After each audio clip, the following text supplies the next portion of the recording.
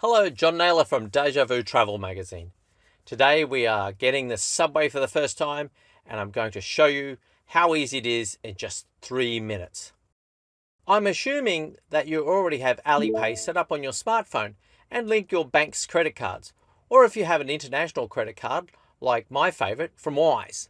More about the Wise card in the description.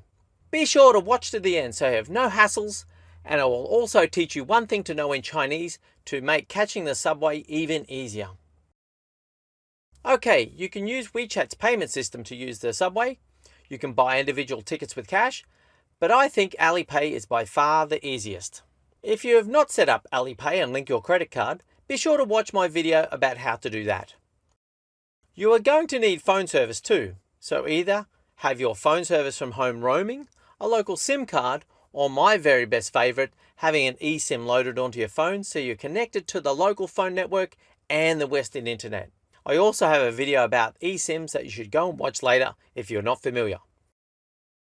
While we are walking to the subway entrance, here you can see the instructions on using the payment systems on display in English. I will use this to explain what happens on Alipay. Alipay, when you open it, has the 4 buttons at the top, and you can see transport in the selection.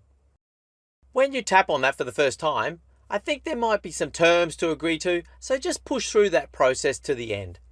The next thing is that Alipay will want to know your location and you'll have to give it permission. And it will use that information to determine the city you're in and which travel card you need to switch to, so simply let it do its thing. Soon enough, you will see your Alipay and the Transport Mini program starting to issue QR codes. Once you are there, you are good to go. Getting through the subway gate requires you to show the QR code to the scanner, and that'll be located on the top or the front of the machine, and then you're in.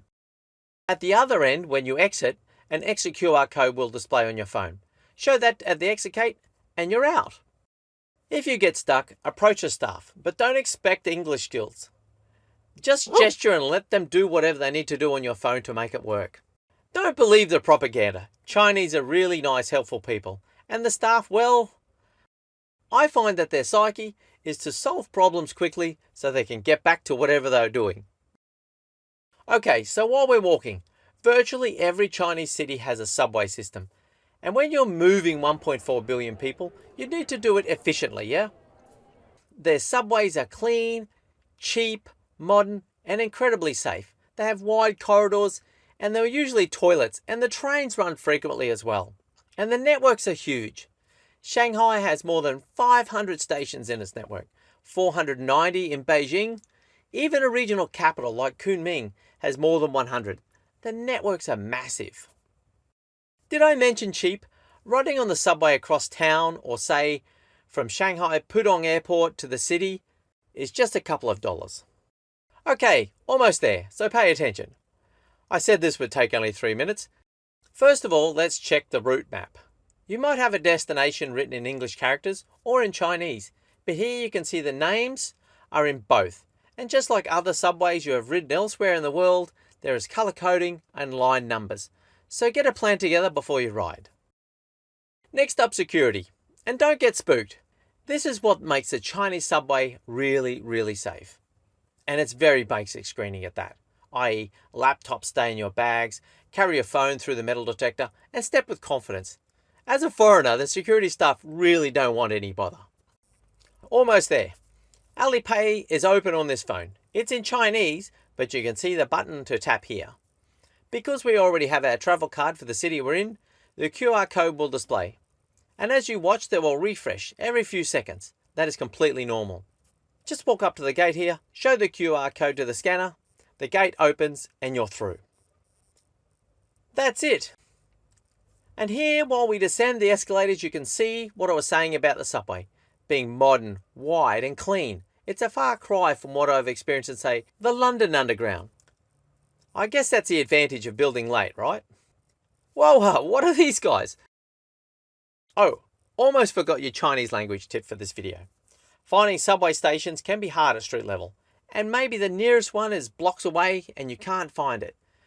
So go up to any local and ask, DT Air Zai Na Li, I'm displaying this on the screen in my own butchered phonetic way.